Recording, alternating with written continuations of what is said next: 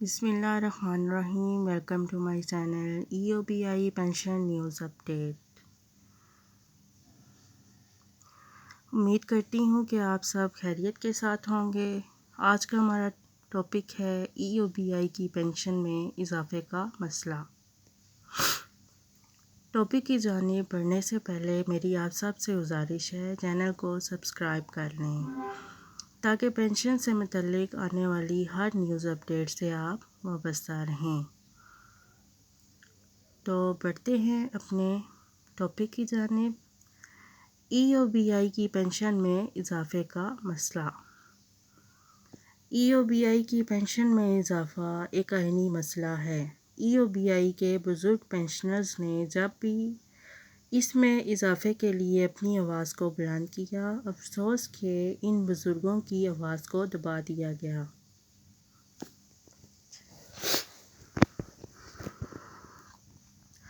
اس وقت social media پر یہ خبر گردش کر رہی ہے کہ EOBI کا ادارہ بینکرپٹ کے دہانے پر کھڑا ہے، اس لیے پینشن ریوائز نہیں کی جا سکتی۔ EOBI کے بزرگ پینشنرز کے لیے یہ خبر کسی سانیے سے کم نہیں ہے۔ اس سلسلے میں جب EOBI ویلفیئر ایسوسی ایشن المعروف EPWA کے سینئر نائب صدر جناب شمسو ضحیٰ زبیری سے رابطہ کیا گیا، جو کہ ماضی میں بینکر بھی رہ چکے ہیں، اعداد و شمار کے لیے ان کو ماہر تصور کیا جاتا ہے۔ انہوں نے کہا ہے جو اعداد و شمار دیے جا رہے ہیں وہ فرضی نہیں ہیں، بلکہ اگست 2022 کے بورڈ آف ٹرسٹیز کے اجلاس اور 2022 ٹو 2023 کی بجٹ دستاویزات کا حصہ ہیں۔ اس میں واضح طور پر درج ہے کہ EOBI کا سرمایہ 400 ارب روپے ہے، اور جبکہ پراپرٹیز کی اسٹریٹ ویلیو 50 ارب روپے ہے۔ کنٹریبیوشن قیمت میں 133 ارب روپے اور سرمایہ کاری سے 47 ارب روپے کی آمدنی حاصل ہو رہی ہے۔ اس کے ساتھ ساتھ دوسرے مختلف ذرائع سے 2 ارب روپے کی آمدنی حاصل ہو رہی ہے۔ اس طرح سے کل آمدنی یعنی ٹوٹل انکم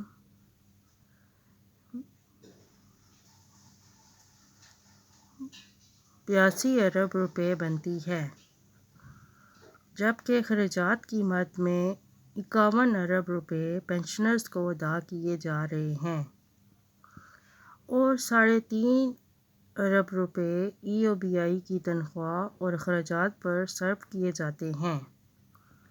اس طرح 154 ارب روپے نکال کر 27 ارب روپے سرپلس بنتے ہیں، جبکہ 1995 سے حکومت وقت نے اپنے حصے کی میچنگ گرانٹ بھی روک رکھی ہے۔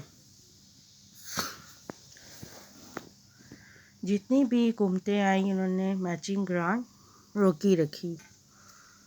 اگر اسی 27 ارب روپے کی پینشن میں مساوی تقسیم کر دی جائے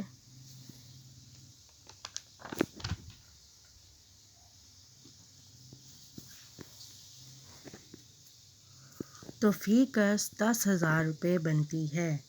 اس طرح EOBI کے پینشنرز کی پینشن بآسانی 19,000 روپے ہو جائے گی اور EOBI کا سرمایہ اور اثاثہ جات اپنی جگہ پر محفوظ رہ سکتے ہیں۔